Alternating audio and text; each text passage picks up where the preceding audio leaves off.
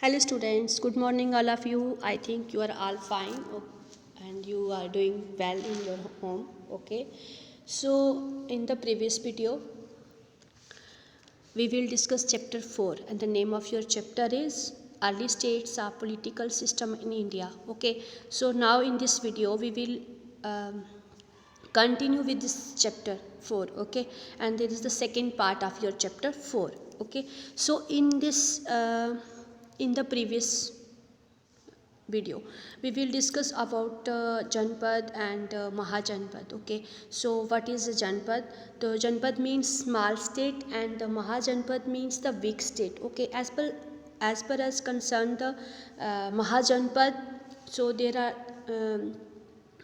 two types of states are exist. Okay, so one is monarchy and second one is the republic. Okay, so in the previous video we will discuss about monarchy state system. Okay, so in this video we will discuss about republic.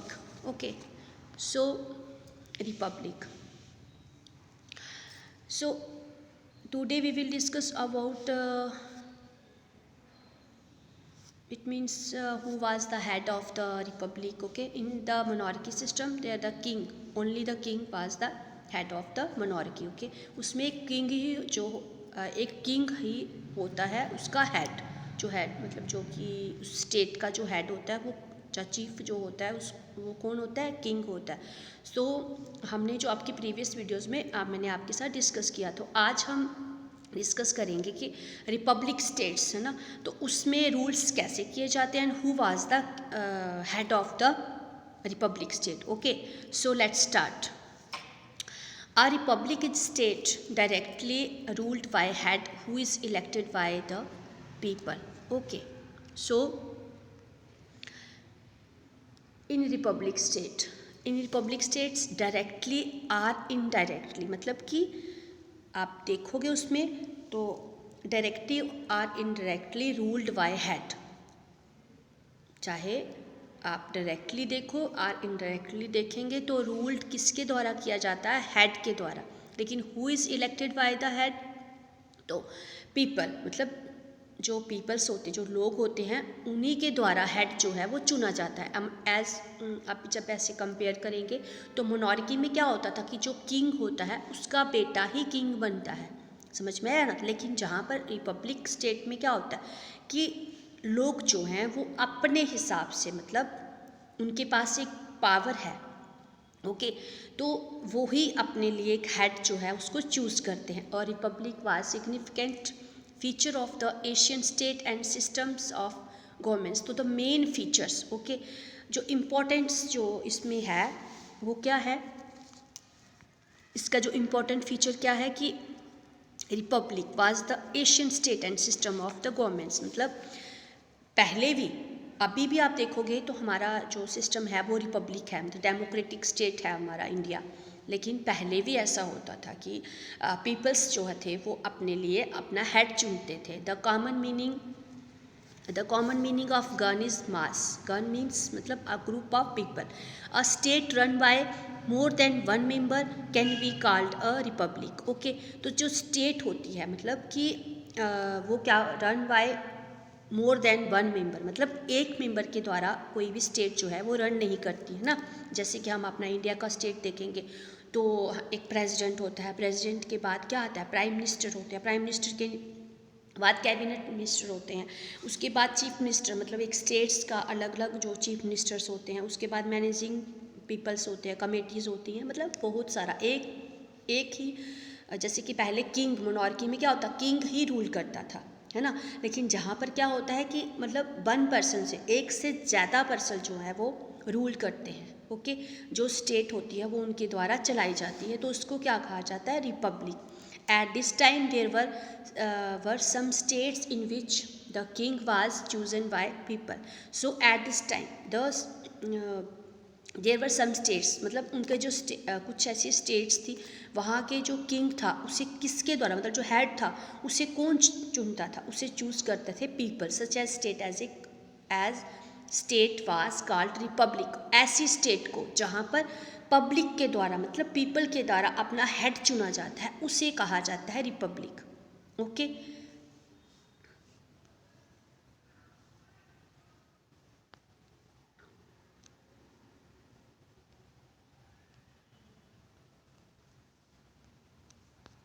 Okay.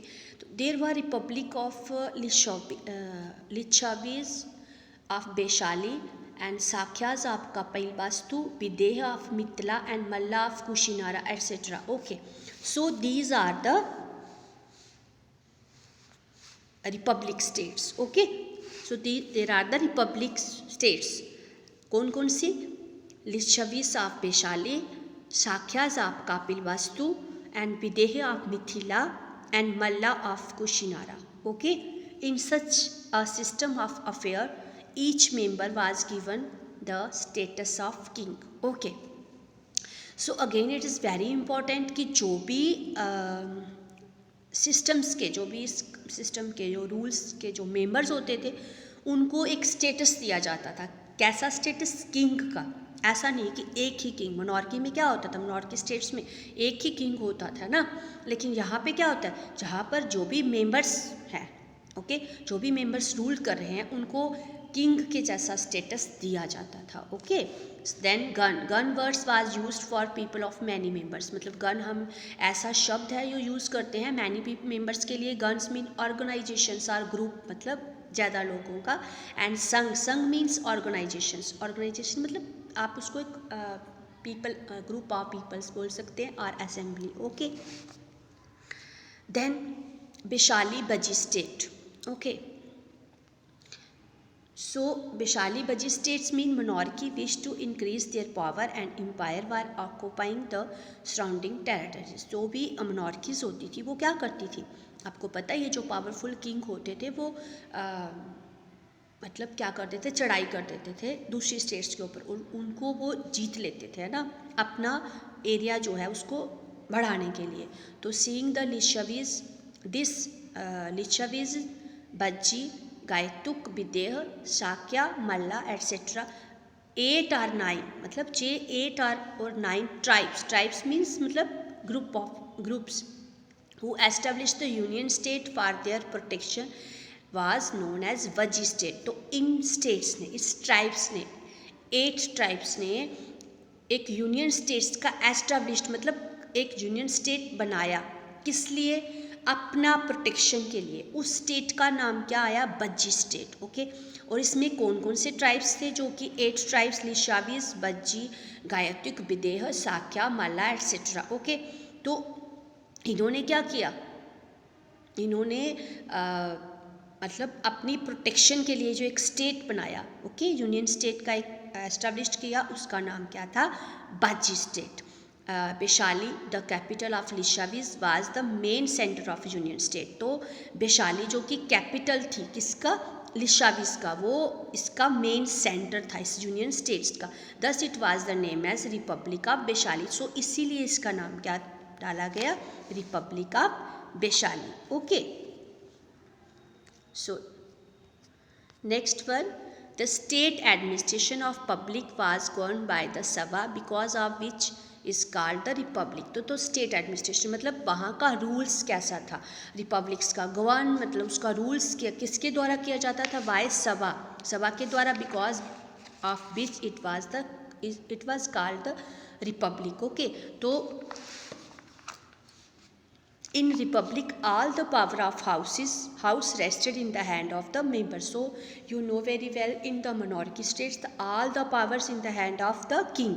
Okay, जो भी power होती थी वो किसके हाथ में होती थी? किंग के हाथ में होती थी। लेकिन in the republic state all the powers are house rested in the hand of the members. जो भी मेंबर्स हैं रिपब्लिक मतलब जो भी वहाँ के रूल्स के करने के जो मेंबर्स हैं उनके हाथ में सारी पावर होती थी। ऑल द मेंबर्स सेट इन सभा and all affair were passed in the house by vote और अनएनिमिटी।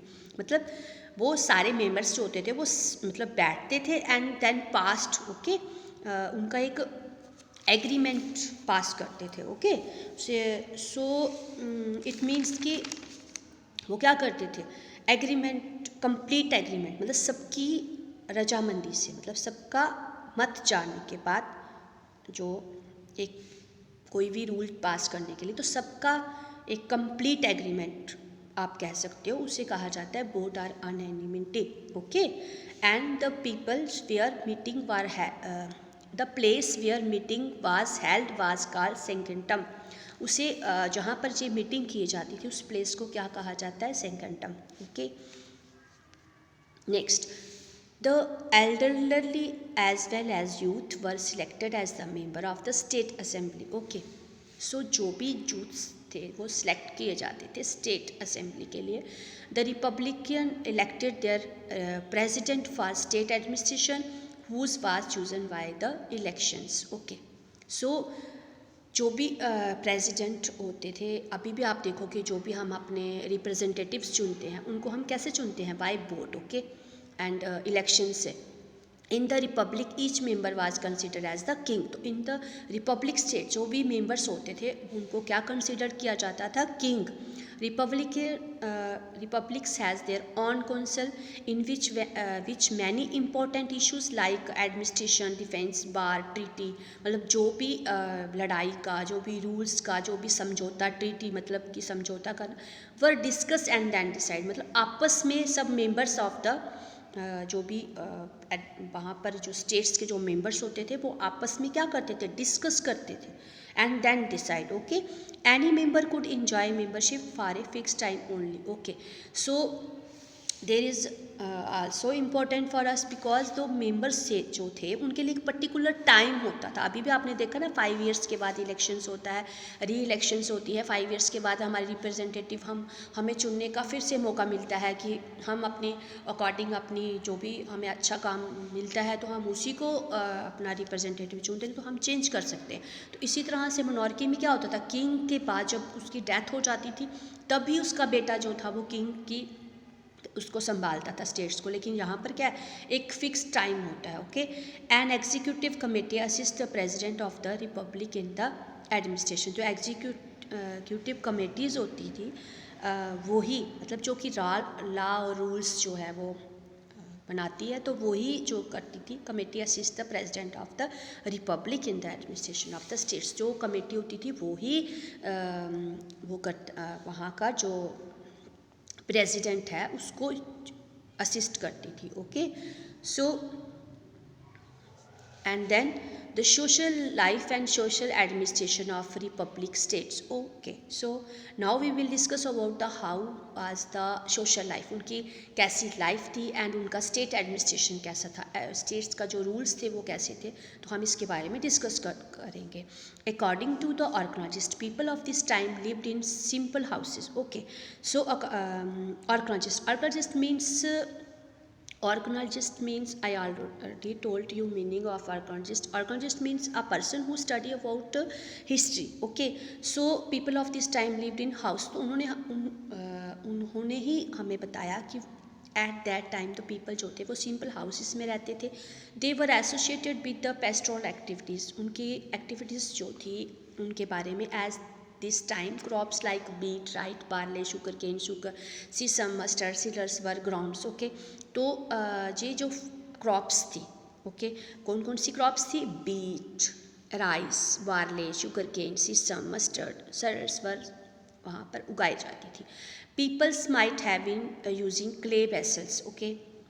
Because archaeologist have found some of this vessels. So the archaeologist when the excavator, जब भी खोद किया जाता था तो प्रूफ्स मिलते थे, तो उस प्रूफ में क्या दिखाया गया कि क्ले से वेसल्स बनाए गए हैं. Some of the pottery found in this that time and some pottery भी जो है वो हमें मिली, उस पर ड्राइंग किया गया है. And these utensils were painted in grey colour. Which colour? Grey colour. जो भी उनके ऊपर पेंटिंग की गई थी वो कौन से कलर से की गई थी? वो ग्रे कलर से किया गया था उसके ऊपर जो painting. Then at this time rulers of every state did every possible things for the defense of the state. So at the time of ruler of every state, जो भी रूलर्स करती थी स्टेट्स के ऊपर वो अपने से हर कोशिश करती थी अपनी स्टेट को डिफेंस करने के लिए, मतलब बचाव के लिए. For this reason strong and high forts were build around the state capital. तो जो स्टेट्स की जो कैपिटल राजधानी होती थी उसके वहाँ पर क्या बनाए थे, स्ट्रॉन्ग एंड हाई फोर्ट। आप लोगों ने देखा होगा फिल्म में कितने बड़े बड़े किले बनाए होते हैं, कितनी बड़ी बड़ी दीवारें होती हैं राजाओं की, है ना। तो इस तरीके से वो बनाए जाते थे, किस लिए, because for the protection, okay. And plenty of stones and bricks were used in it, बहुत सारे स्टोन्स और ब्रिक्स का यूज़ किया जाता था। Some of the kings used to build large, और कुछ जो किंग थे वो बहुत बड़ी बड़ी दीवारें बनाते थे, tall and magnificent walls around their kingdom, अपने राज्य के अराउंड में, to showcase their power and prosperity. और किस लिए बनाते थे, एक तो रीज़न था कि अपनी प्रोटेक्शन के लिए, अपने डिफेंस के लिए, बट कुछ मतलब दूसरा रीज़न क्या था, show case their power and prosperity, अपनी शक्ति दिखाने के लिए, अपना रुतबा दिखाने के लिए, अपना पैसा, अपनी शान शौकत दिखाने के लिए भी बहुत बड़ी बड़ी दीवारें वो अपने किंगडम के आसपास बनाते थे। The brick wall was Prayagraj dated back to around 2500 years ago. तो एक जो आर्कोलॉजिस्ट हैं उन्होंने एक बाल जो है वो हमें मिली है, ब्रिक बॉल है जो प्रयागराज में मिली है, वो कितनी पुरानी है, 25 years ago, okay. So we can say that the forts with high wall might and be constructed at this time. तो ये हमें एक प्रूफ दिखा है, तो हम कह सकते हैं कि उस टाइम में बहुत बड़ी बड़ी दीवारें बनाई जाती थी, okay. All the Mahajanapads of this time need to large army and Prayagraj, Allahabad strong for fort for their defence. तो जो प्रयागराज इलाहाबाद में जो हमें मिला है, तो महाजनपद से आपको पता ही है उन्हें एक लार्ज आर्मी की ज़रूरत होती थी, उनके पास बहुत सारी सेनाएं होती थी। Peoples were tax to meet this needs, तो पीपल्स को टैक्स पेड करना पड़ता था अपनी ज़रूरत के लिए, जैसे कि अभी भी in the present time we will also discuss also paid tax. अभी भी हम टैक्स देते हैं ना अपने सॉरी एजुकेशन टैक्स देते हैं, बहुत सारी चीज़ों पर हमें टैक्स लगता है, तो हम टैक्स पेड करते हैं ना। तो farmers use to give 6th part of the yield to the treasury, मतलब जो फार्मर्स थे उनको 6th पार्ट, जैसे कि कोई फार्मर अगर 600 रुपीज़ कमाता है, मतलब ओके 600 रुपये, मतलब अगर वो 600 कमाता है तो उसको उसमें से 6th पार्ट मतलब उसको 100 रुपीज़ वो थे पेड करने पड़ते थे as the tax, okay, tax के लिए। और the artisan use to work for the state for 1 day in month, और जो आर्टिस्ट थे उनको क्या करना पड़ता था, 1 डे, एक दिन पूरे महीने में उनको अपनी स्टेट को देना पड़ता था। Cattle rearers give cattle as part of tax, जो कैटल रेयर थे, जो पशुपालन करते थे, डोमेस्टिकेटिंग एनिमल्स जो लोग करते थे, वो क्या करते थे, टैक्स के लिए एक अपना एनिमल देते थे। The merchants use to pay tax on the sale of goods, जो व्यापारी थे उनका टैक्स उनकी सेल्स ऑफ गुड्स की, मतलब वो कितना चीज़ों का व्यापार करते हैं उसके मुताबिक उनको टैक्स देना पड़ता था। During this period of the Mahajanapada agriculture started to improve due to iron tools. So during the Mahajanapada, as per as Mahajanapada agriculture में डेवलपमेंट हुआ। क्यों डेवलपमेंट हुआ, by due to iron tools, क्योंकि अभी वो आयरन टूल्स जो थे वो यूज़ करना स्टार्ट कर दिए थे लोगों ने, okay. So this is your chapter 4. In this chapter we will learn about Janpad, Mahajanpad, okay, and we also have a 16 Mahajanpad, and in Mahajanpad we have a 2 type of states, monarchy and republic states, okay. So now we live in democratic, in a republic country, okay. India is a republic country, okay. So this is all about your chapter 4. If you have any doubt, you ask me in your live session, okay. So thank you, have a nice day.